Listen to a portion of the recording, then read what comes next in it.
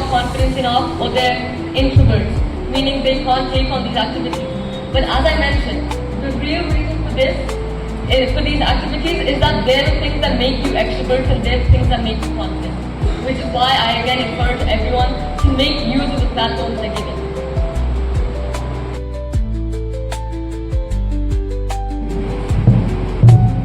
My question to you is that I have participated in some of the LUMs and debates. So the major problem which I face is improving my point. So can you share some tips in which I can prove my point in a very genuine and correct?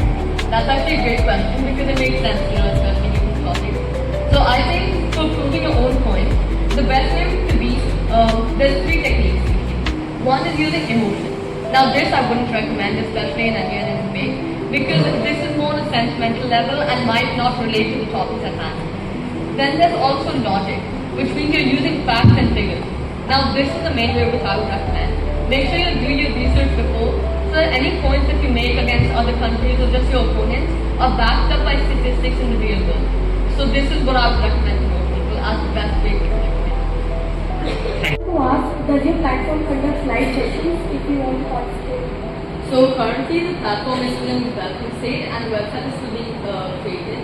However, we are planning for mentors also to be in the platform, which are basically experts that have lots of experience in this field, and they will be hosting workshops and seminars in the future that students can join in remotely from their own device. And, What's the minimum